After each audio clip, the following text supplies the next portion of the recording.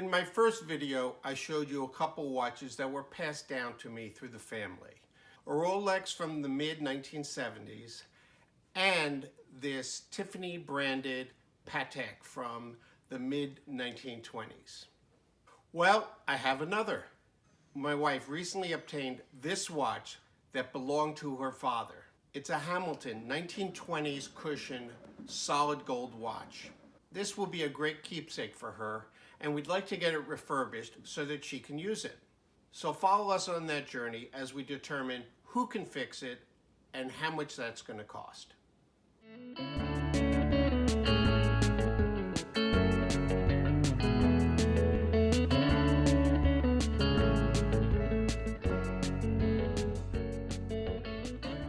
Let's take a closer look at this watch in its current condition. You can see that it has some problems. First, there's no crystal and no hour hand. Other than that, it hopefully just needs a good servicing. We decided that we don't want to replace the dial, nor have it refurbished in any way. Just leave it with its current aged look. Opening up the case back reveals a 17-jewel 986A movement. I looked up the movement serial number and discovered that it was manufactured between 1923 and 1926. Pretty cool. What's curious to me is all of the inscriptions on the inside of the caseback. I assume they were put there by people who serviced the watch over the years. That's my best guess anyway. Any thoughts would be helpful. Please leave them in the comments below. So I'm told that this watch, in working condition, would sell for about $400 to $500, but we're not selling it. We want to get it refurbished. So I searched around and came upon Vintage Hamilton.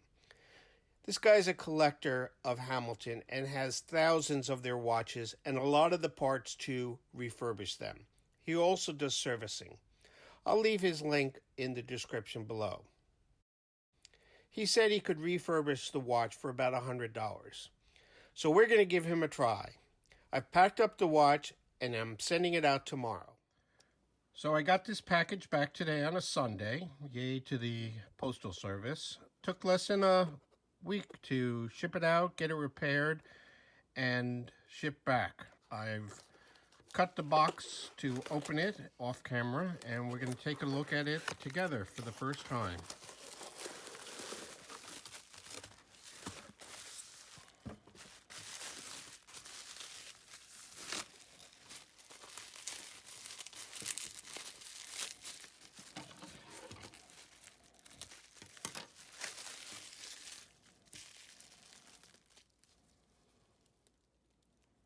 Let's take a closer look at what's done to the watch. So first of all, we had an overall polish of the watch case.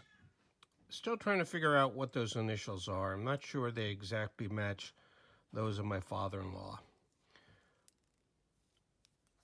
They gave an overall servicing to the movement and replaced that hour hand that was missing. And a new crystal. We decided not to have them do anything to the dial, even though it's got some aging on it. We really like that look. All in all, very pleased with the refurbishment of this watch. I haven't timed it yet to see how accurate it is. That's a little hard to do in a single day, given it doesn't have a second hand. But I'll let you know how things work out.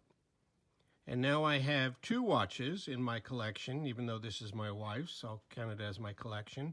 But two watches that are closing in on 100 years of age, both of which have sentimental value.